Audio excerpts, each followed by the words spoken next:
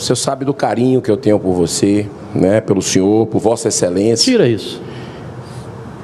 Mas eu não posso, absolutamente, respeito o que o senhor está falando, mas não posso concordar.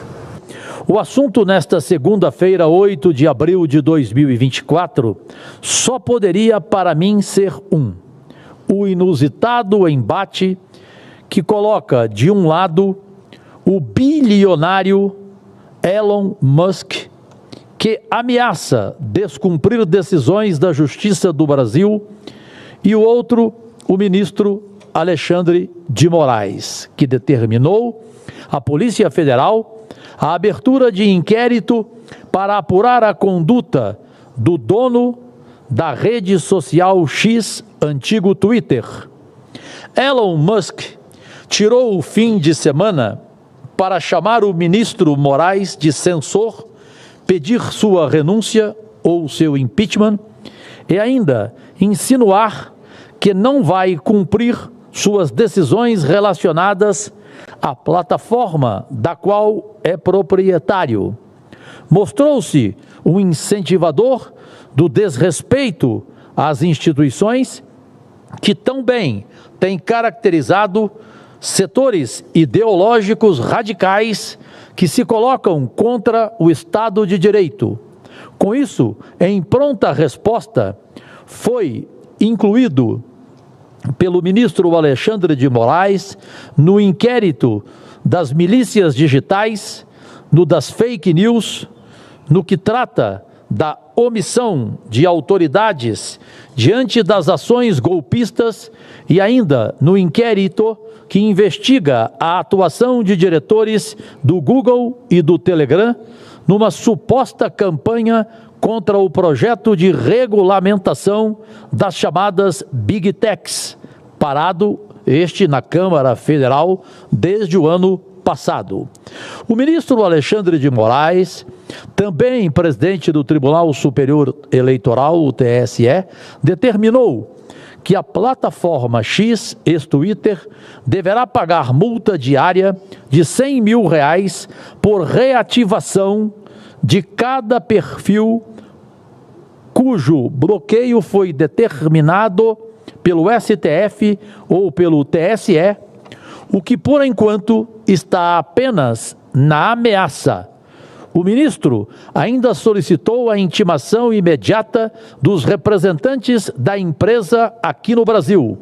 A polêmica, como seria de se imaginar, virou o maior tema em discussão nas redes sociais. Não vou me envolver neste fla-flu, estou fora. Mas não posso deixar de manifestar minha estranheza por ver tanta gente ainda ignorando ou fingindo ignorar a instrumentalização criminosa das redes sociais, cada vez mais cenário para a divulgação de práticas ilícitas em todos os níveis.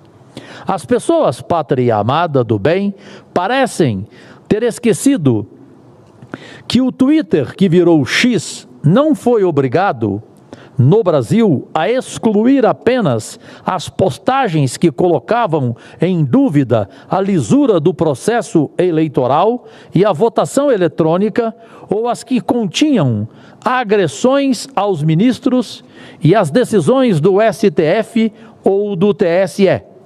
Foram sustadas também postagens com estímulo aos ataques para matar estudantes em escolas públicas, isto no ano passado, e as que criticavam a vacinação, que defendiam remédios ineficazes e pregavam o negacionismo durante a pandemia de Covid-19, que certamente contribuíram para o Brasil se tornar o país com o segundo maior número de mortes, apesar de ser o Brasil o sétimo em população do mundo.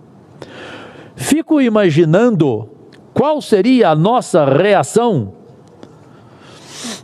se um dono de um enorme banco brasileiro trilionário ou de uma indústria também milionária e importante pedisse a cabeça de um juiz de nossa Suprema Corte e, de quebra, ainda ameaçasse não cumprir mais as decisões da Justiça, acredito que poucos em nosso país aplaudiriam tal despropósito, tamanho incentivo à desobediência civil.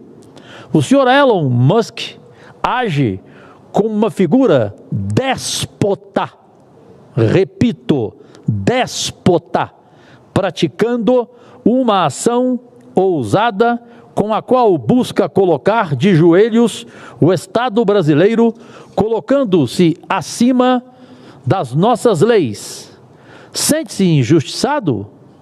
Cara pálida, use os meios legais para recorrer das decisões judiciais. Por que não o faz? Talvez por saber que numa sociedade regida por leis, nem tudo é permitido. No fundo, o dono do X, ex-Twitter, está mostrando o quanto a ação da justiça brasileira o incomoda. Talvez precise ser lembrado de que, ao se opor a uma exigência básica, remover conteúdo de origem criminosa na sua rede social, ele avaliza comportamentos delituosos, coloca-se na condição de cúmplice de quem pratica a delinquência. Era só o que nos faltava. Não bastassem as agressões nativas à nossa democracia, agora o arroubo autoritário vem de fora. Mais um motivo para refletirmos sobre por que nos rondam tais assombrações. A meu ver, uma das causas é a concentração total da condescendência com que tratamos aqueles que, na verdade, agridem as nossas instituições. Concluo, o senhor Musk, com sua beliculosidade, acabou prestando um serviço ao Brasil. O país precisa urgentemente regular as redes sociais, colocar em consonância com nossas leis a atuação das plataformas sociais. Trata-se de um imperativo que tem a ver com a nossa soberania e com a defesa da nossa democracia. Meu irmão Cajuru, você me permite uma parte? Evidente que sim, Girão. Você sabe do carinho que eu tenho por você, né, pelo senhor, por Vossa Excelência. Tira isso. Mas eu não posso, absolutamente, respeito o que o senhor está falando, mas não posso concordar, né, por tudo que eu vivenciei aqui, desde 2019, quando o povo do Ceará me trouxe para cá, para dar voz às causas que os meus conterrâneos defendem: vida, família, ética e liberdade. O meu povo, não sei o goiano, mas os meus irmãos, minhas irmãs cearenses estão com medo. Estão com medo de se manifestar em redes sociais. E o senhor falou uma coisa que eu concordo nesse seu pronunciamento, que teve que vir de fora. Algo que nós aqui, no Congresso Nacional, não fizemos para barrar abusos de alguns ministros do STF. Então, a situação é grave, teve que vir o Elon Musk de fora, e aí se coloca que ele deveria respeitar as decisões judiciais, aquela coisa toda. Mas esse nosso patrono aqui da Casa Revisora da República, o Rui Barbosa, dizia que a pior ditadura que existe é a ditadura do judiciário, porque contra ela não há quem recorrer. O que nós estamos vendo no Brasil são decisões arbitrárias.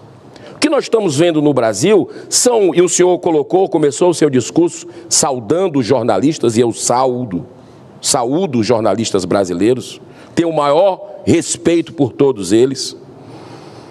Dia 7 de abril, dia do jornalista, e tem, infelizmente, no Brasil de hoje, do século XXI, jornalistas exilados.